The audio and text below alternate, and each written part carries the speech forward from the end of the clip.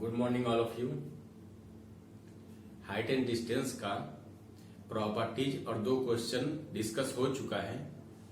आज हम नया क्वेश्चन बताएंगे और एक एक करके कम से कम 20-25 क्वेश्चन डिस्कस करेंगे। तो आज की वीडियो में 5 से 7 क्वेश्चन होगा और वो आपके लिए इम्पोर्टेंट होगा। तो एक एक क्वेश्चन को देखते जाइए और नोट करते चलिए और आपका डाउट भी क्लियर होते चलेगा साथ में। तो देखिए आज का क्वेश्चन, यहाँ पे बोर्ड में हम क्वेश्चन लिखे हैं। 3rd नंबर क्वेश्चन है, if the angle of elevation of the top of a tower from 2 point distance S and T, S is greater than T, its foot are 30 degree and 60 degree respectively, then the height of the tower is। Question को हिंदी में समझिए, पहले एक line का मतलब समझिए। इसमें कहा है कि if the angle of elevation of the top of the tower from 2 point, यानी कि कोई एक टावर है उसके टॉप को कि जमीन पे 2 पॉइंट हैं उससे देखा जाता है।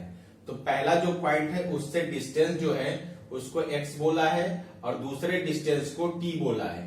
यानी कि पहला डिस्टेंस s होगा और दूसरा t होगा। s वाला बड़ा होगा t वाले से। अब देखिए आगे क्या कहा है, it's foot are 30 degree and 60 degree respectively, यानी कि पहला डिस्टेंस जो है उसका एंगल 30 डिग्री है और दूसरे वाले का 60 है। फिर आगे पूछा है then the height of the tower, यानी कि टावर की ऊंचाई बताइए। तो हिंदी में समझ में आ गया होगा। इसका सोल्यूशन करते हैं, सब लोग देखेंगे। यहाँ पे देखिए जैसे टावर हो गया, अब ये जमीन है, जमीन पे 2 पॉइंट हैं। यहां से एंगल ऑफ एलिवेशन बनेगा। कोई आदमी नीचे से ऊपर देखेगा तो एक एंगल यहाँ पे बनेगा और दूसरा एंगल यहाँ पे बनेगा। तो पहला जो एंगल है वो ज्यादा दूरी से है, यानी कि 30 डिग्री पे है और दूसरा 60 डिग्री पे है। ध्यान में रखिएगा, जैसे जितने दूर आप जाते हैं उतना ही एंगल छोटा होता जाता है और जितना पास आएंगे उतना ही एंगल बड़ा होता है। जिसमें किसी भी बच्चे को कंफ्यूजन नहीं होना चाहिए। जो एंगल जितना दूर होगा उतना ही छोटा होता जाएगा, पतला होता जाएगा। और बड़े वाले डिस्टेंस को क्या बोला है, S, यानी कि जो पहला पॉइंट था उससे आपका डिस्टेंस हो जाएगा S और दूसरे वाले डिस्टेंस को T बोला है, यानी कि यहां से यहां तक की दूरी क्या हो जाएगी T। और टावर की हाइट पूछा है तो टावर की हाइट हम H मान लेंगे। अब देखिए बच्चों, इस क्वेश्चन को सॉल्व करना हो तो एक बार 30 डिग्री को लेके सॉल्व करेंगे और एक बार 60 को, तो क्वेश्चन आसानी से सॉल्व हो जाएगा। तो सबसे पहले यहाँ पे देखिए इसका सोल्यूशन क्या होगा। पहले 30 डिग्री को लेते हैं, यानी कि tan 30 degree is equal to perpendicular upon base. Base पूरा कंसीडर करेंगे तो s हो जाएगा। अब देखिए फिर 60 को लेते हैं एक बार, तो tan 60 degree is equal to perpendicular upon base. Base क्या हो जाएगा t। अब थोड़ा सा सिंप्लीफाई करेंगे तो इसका वैल्यू क्या होगा 1/√3 इज इक्वल टू h/s। इसको भी साथ में कैलकुलेट करते चलिए। tan 60 √3 is equal to h/t। अब देखिए बच्चों इसमें क्या फाइंड आउट करना है, हमें फाइंड आउट करना है h की वैल्यू। ध्यान में रहे कि फाइंड आउट क्या करना है, h की वैल्यू। अब देखिए दोनों में h कॉमन है और h की वैल्यू अगर इससे निकाल के दूसरे में पुट करते हैं तो h की वैल्यू नहीं फाइंड आउट कर पाएंगे।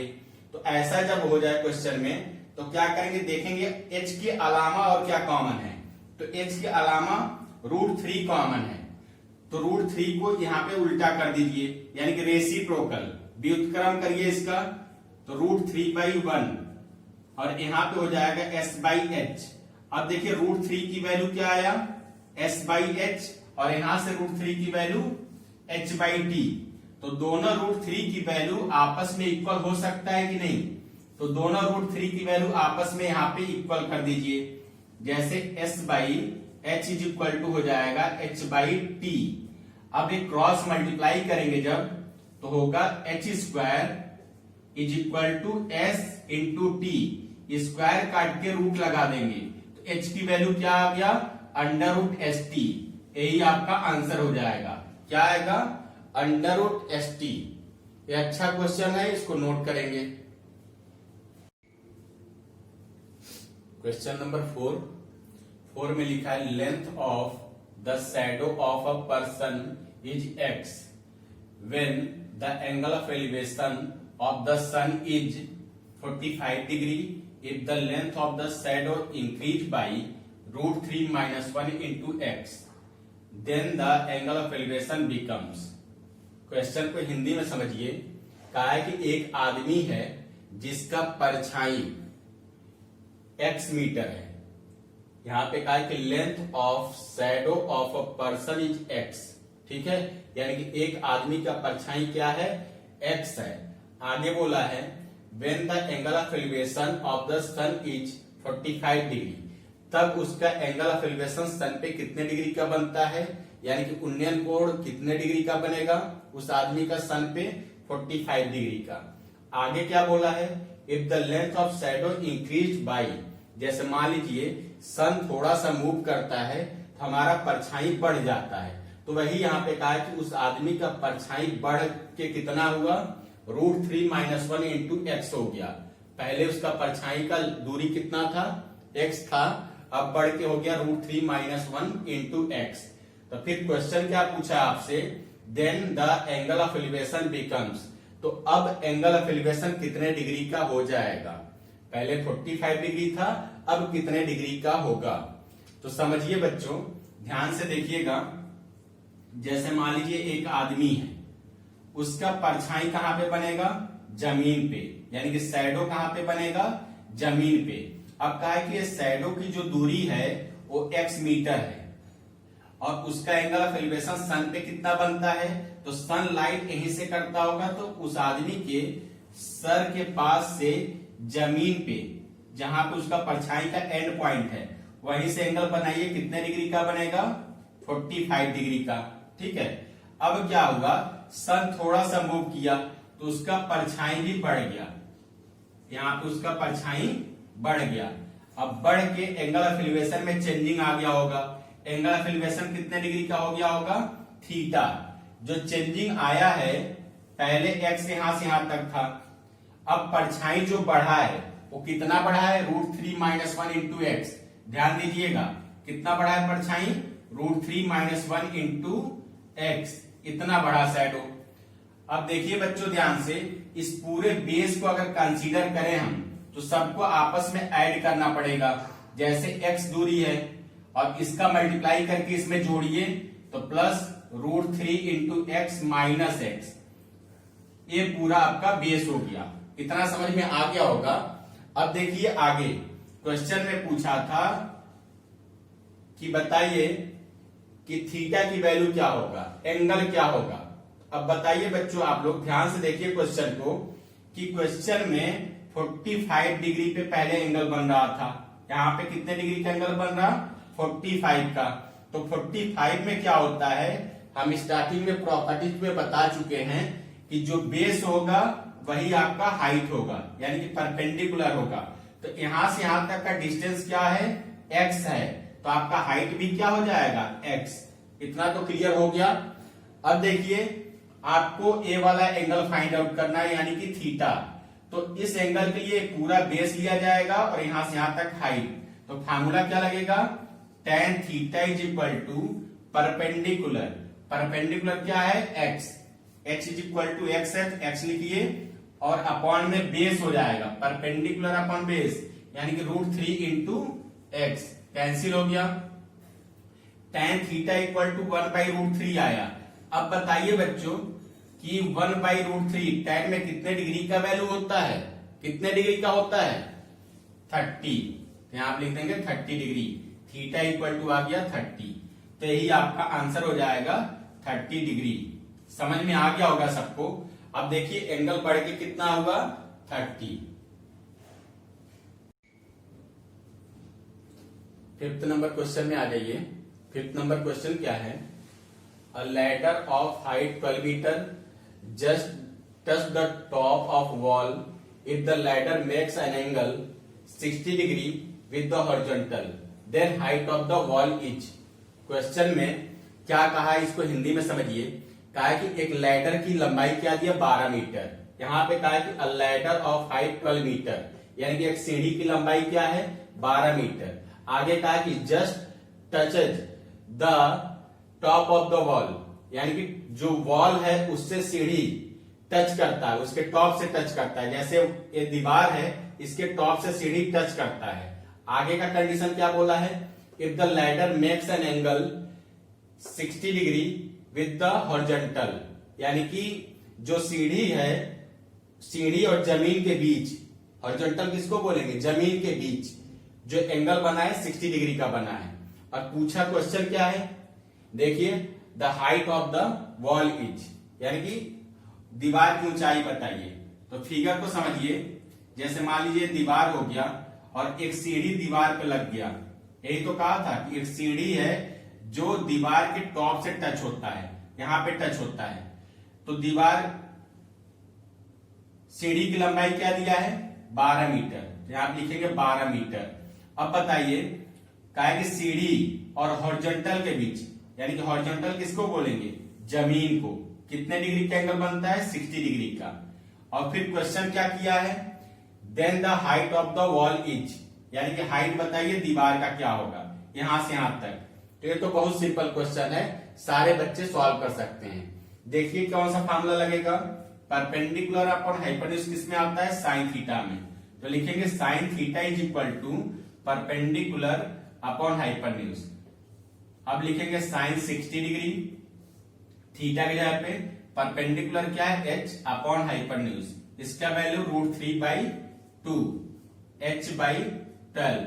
6 टाइम में कैंसिल हो गया, h इज इक्वल टू आपका क्या आया 6√3, क्या आया 6√3। देखिए किस ऑप्शन में दिया 6√3, पहले ऑप्शन में, ए को टिक कर देंगे।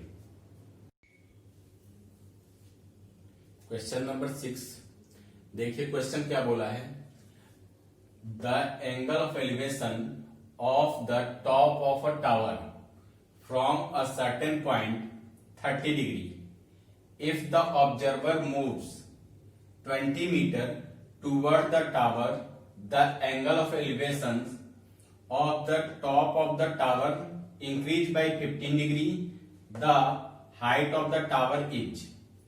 क्वेश्चन को हिंदी में समझिए। क्वेश्चन में कहा है कि angle of elevation top of the tower from a certain point 30 degree. कहा है कि एक टावर है, किसी पॉइंट से उसके टॉप को देखा जाता है, तो कितने डिग्री का एंगल बन रहा है 30 डिग्री का। यानी कि एक टावर है, बोर्ड पे देखिए एक टावर है, कोई एक पॉइंट है जमीन पे, इससे जब इसके टॉप को देखा जाता है तो कितने डिग्री का एंगल बनता है 30 डिग्री का। आगे क्या बोला है, if the observer moves 20 metre toward the tower, जैसे एक आदमी यहां पे खड़ा है जिसको बोला है ऑब्जर्वर, वो जब टावर की तरफ, यहां पे लिखा है observer moves 20 metre toward the tower. Toward का मतलब होता है टावर की तरफ, टावर की तरफ यानी कि टावर की ओर जब आदमी 20 मीटर मूव करता है तो आगे का कंडीशन क्या होता है, the angle of elevation of top of the tower increase by 15 degree. Question में कहा है कि जब आदमी 20 मीटर टावर की तरफ बढ़ता है तो उसका एंगल ऑफ एलिवेशन 15 डिग्री बढ़ जाता है। इंक्रीज बाय 15 डिग्री का मतलब 15 डिग्री बढ़ जाता है, यानी कि 30 के जगह पे बढ़ के क्या हो जाता होगा 45। इतना समझ में आ गया होगा, 45 डिग्री। अब क्या बोला है, क्वेश्चन क्या पूछा है, the height of the tower, यानी कि टावर की ऊंचाई बताइए। तो देखिए बच्चों ध्यान से समझिएगा, टावर की ऊंचाई मान लीजिए हम h मान लिए।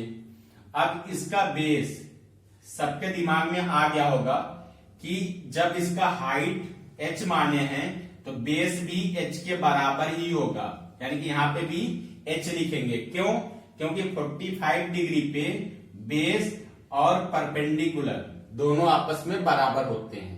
इतना क्लियर हो गया।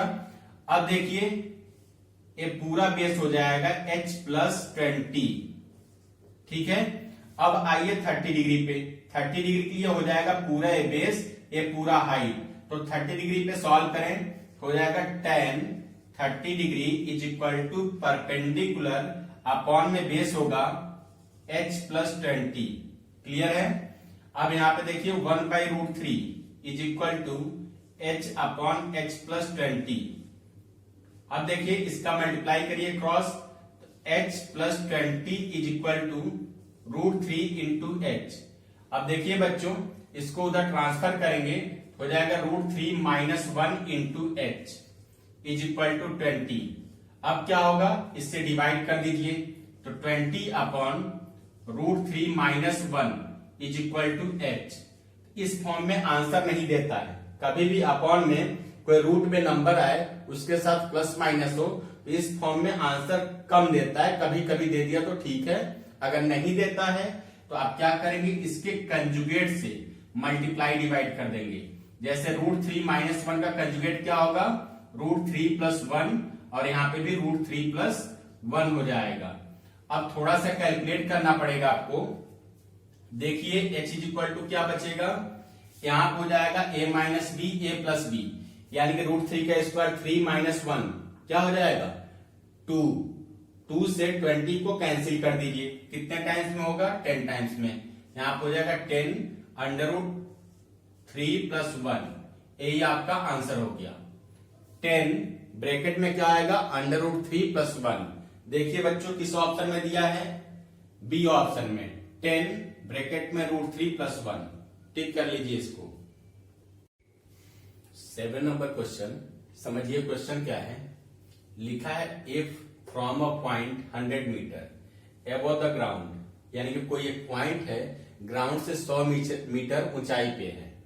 आगे क्या बोला है, the angle of depression of two objects due south on the ground are 60 degree and 45 degree, then the distance between object is.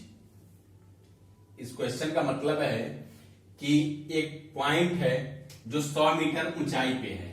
जैसे एक पॉइंट है मान लीजिए यहाँ पे जो बेस से यानी कि जमीन से 100 मीटर ऊंचाई पे है, समझिएगा 100 मीटर ऊंचाई पे है, ठीक है। और जमीन पे दो ऑब्जेक्ट हैं। यहाँ पे कहा कि the angle of depression of two objects due south, यानी कि जमीन पे दो ऑब्जेक्ट पड़े हुए हैं और टॉप से कोई आदमी, इस ऊंचाई से कोई आदमी उन दोनों ऑब्जेक्ट को देखता है, तो पहले पे 60 डिग्री और दूसरे पे 45 डिग्री का एंगल बनता है। और लास्ट क्वेश्चन क्या पूछा है, then the distance between object is, यानी कि दोनों उन ऑब्जेक्ट के बीच की दूरी बताइए। तो ध्यान से समझिए, जैसे मान लीजिए एक घर है, उसके ऊंचाई पे आप खड़े हैं और दो यहाँ पे कोई आदमी है। मान लीजिए यहाँ पे कोई आदमी है और यहाँ पे दूसरा कोई आदमी है। पहले पे आपकी नजर पड़ती है, फिर दूसरे पे नजर पड़ती है, तो एक पे 60 डिग्री का, दूसरे पे 45 डिग्री का एंगल बनता है। तो फिर इन दोनों ऑब्जेक्ट यानी कि दोनों आदमियों के बीच की दूरी क्वेश्चन में पूछा जा रहा।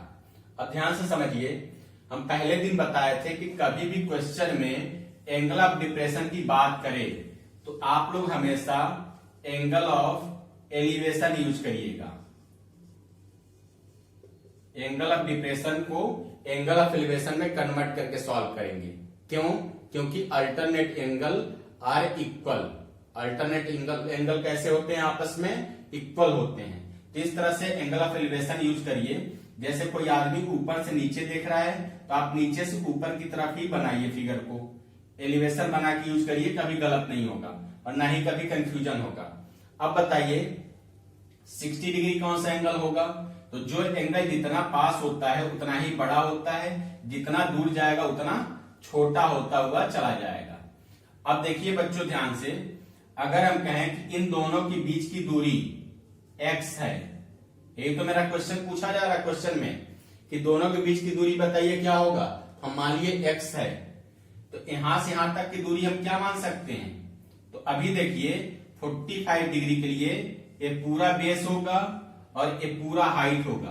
तो 45 पे बेस और हाइट दोनों इक्वल होते हैं, तो इस तरह से यहाँ पे आपका 100 आ गया। ये पूरा बेस क्या हो जाएगा 100। 100 में से x को माइनस कर दीजिए, तो आपका यहाँ का डिस्टेंस हो जाएगा 100 माइनस x। इतना क्लियर हो गया होगा। अब देखिए 45 तो सॉल्व हो चुका, हमें सिर्फ चाहिए x की वैल्यू, तो कैसे आएगा 60 डिग्री से, इतना बस ले लीजिए, यानी कि tan 60 is equal to perpendicular upon में बेस होगा 100 माइनस एक्स, क्या होगा 100 माइनस एक्स। इसको कैलकुलेट करेंगे तो √3 is equal to 100 upon 100 minus x. Calculate करिए 100 √3 minus √3 into x is equal to 100। अब देखिए बच्चों, इसका मल्टीप्लाई इन दोनों में कर दिए, अब इसको इधर ट्रांसफर कर दीजिए, तो 100 को कॉमन लेते हुए ट्रांसफर जब करेंगे तो हो जाएगा √3 minus 1 is equal to √3 into x. इससे डिवाइड कर देंगे हो जाएगा 100 √3 माइनस 1 अपॉन में हो जाएगा √3 इज इक्वल टू एक्स। देखिए किस ऑप्शन में x की वैल्यू इतना दिया है, तो देखिए किस ऑप्शन में दिया है, सी ऑप्शन में। सी ऑप्शन इसके बराबर हो गया ना, 100 ब्रैकेट में √3 माइनस 1 अपॉन √3 बराबर हो गया, तो ये आंसर हम टिक कर देंगे। तो देखिए आज हम 5 क्वेश्चन डिस्कस किए हैं। अगर आप लोग 5 क्वेश्चन अच्छे से पढ़ लेंगे तो आगे का कॉन्सेप्ट बताएंगे तब समझ में आएगा। और जो बच्चे 10th में पढ़ रहे हों या 12th में या 11th में, तो इन तीनों क्लास के बच्चों के लिए ये जो हाइट एंड डिस्टेंस का चैप्टर है ये काफी इंपॉर्टेंट है। और सीडीएस और एनडीए में बेसिक क्वेश्चन ऐसे ही आते हैं, और किस टाइप के क्वेश्चन आते हैं वो हम बताएंगे आगे। तो लगातार क्लास पे बने रहिए, और अगर इस चैनल पे आप नए हो तो चैनल को सब्सक्राइब कर लीजिए, जिससे आपको वीडियो कंटिन्यू मिलता रहे।